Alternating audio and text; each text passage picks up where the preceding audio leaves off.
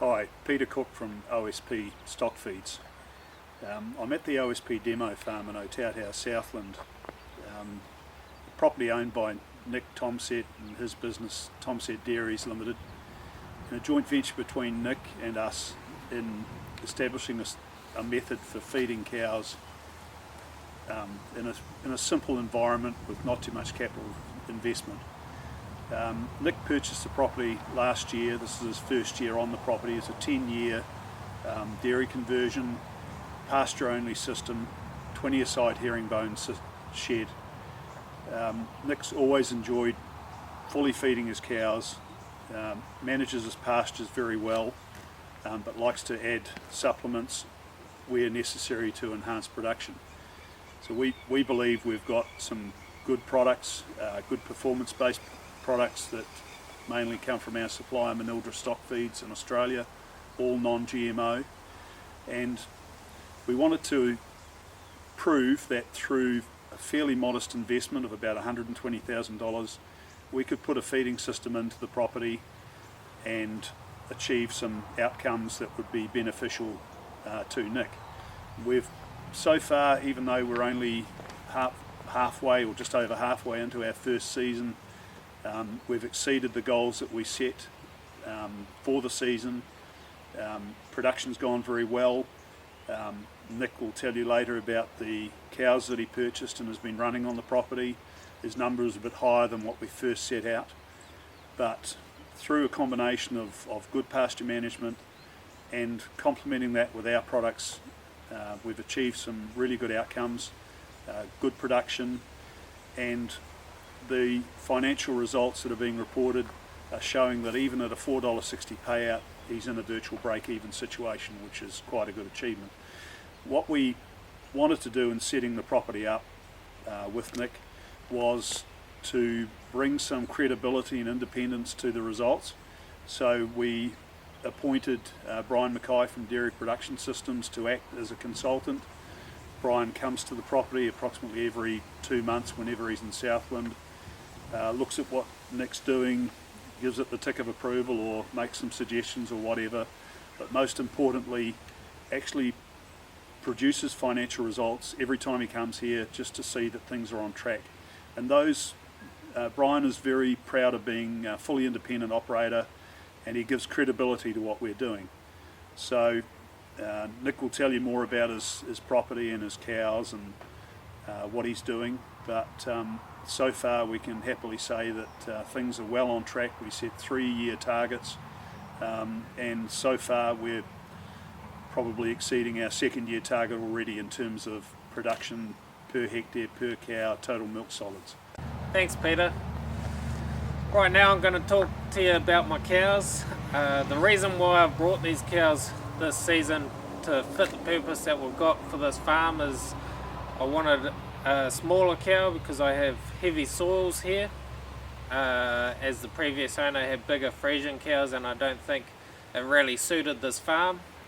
So I've gone with more crossbred cow. I've got a few Jersey, a few red ones, a few Friesians, so I've got a few bigger cows, but mainly smaller cows. As at the start they're averaging 450 kgs live weight, and they've grown a bit since then.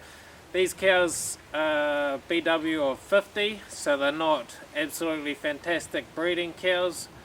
I didn't want absolutely awesome cows because I didn't want people to come onto this farm and use the excuse that I had awesome BW cows, and that's why I was doing the production.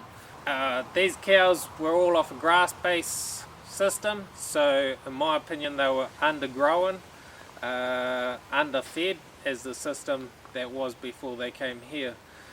With this system we're planning to grow these cows, so the first year was always a bit unknown on the production level of these cows as they are growing and producing all at the same time, but with these figures that we're getting, they're definitely producing good milk, so it makes it even better for next season. I think there's huge potential in these cows, as they'll be bigger cows for next season, but not too big that they're going to ruin my soils. I wanted to put in a feed pad as these are heavy soils here, so to protect my soils I really wanted this feed pad to utilise all my silage, as I only had 80 tonne of silage at the start of the season, and as everyone in Southland knows, the start of the season was very wet, and that was a lifesaver for me. I utilised all my silage, and I even had 10 tonne of silage left in the stack at the end, because I didn't have anywhere near the wastage I would have had otherwise, and I didn't have anywhere near the pugging that I would have had otherwise. So I've grown more grass, I've utilised all my silage, and that is one of the reasons why I'm getting very good results this season. So as you can see, these are my cows coming into the cow shed, as they love the DDG high starch mix. Feeding more DDG than high starch at the moment. The flow is awesome at the moment, but at the start the flow wasn't so good, as all these cows were rotary cows, so I had to retrain them in the herringbone, but it doesn't take them long when you're feeding them DDG in the herringbone. Lameness in this herd isn't a problem, and a lot of that is you don't have to use the backing gate to push the cows up. The cows come in at their own will, and usually they leave the shed fairly easily now because they can eat the feed very quickly. At the start we're struggling to get 4 or 5 kgs into them, as they're taking a bit longer to eat, but now I can get 7 kgs into them through the shed, and they'll be finished eating before they're finished milking. So it's fantastic flow, and it's worked really well this season. Even though we've talked a lot about this concentrate feeding with DDG and high starch, myself, I believe that pasture is key to successful farming. To do this on this farm, what I've done is a bit of regrassing, 20% of the farm this year, but also to manage my pasture, I've stocked the place high. So I've ran 4 cows to the hectare when I've had pasture out and crop out. My whole farm, if my whole farm was in, it would be 3.55 cows to the hectare, so it's still high.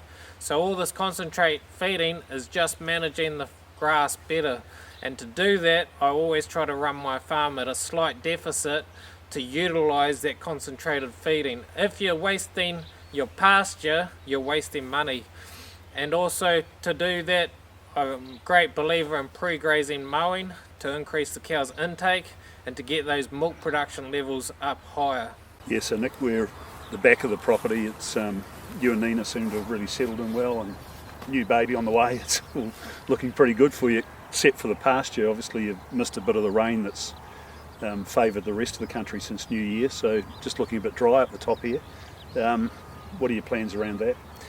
Oh well, at the moment the protein has gone out of the grass a bit, and we've got less grass at the moment, so we're feeding quite a bit of DDG, about 4.5 kgs of DDG with 2.5 kgs of high starch. So that's all in the cow shed, so 7 kgs the cows are eating in the cow shed, and when they come out of the cow shed they get 2 kgs of palm kernel, as the palm kernel is cheaper than my silage. But that's the limit that I'm going to do. If things get worse, if we don't get the rain, I'll have to open my silage stack then. That's the plan, just because I still need that amount of roughage in their diet. And at the moment the cows are just holding at 2.1 milk solids a cow, so it's not the best, but the whole reason for doing it is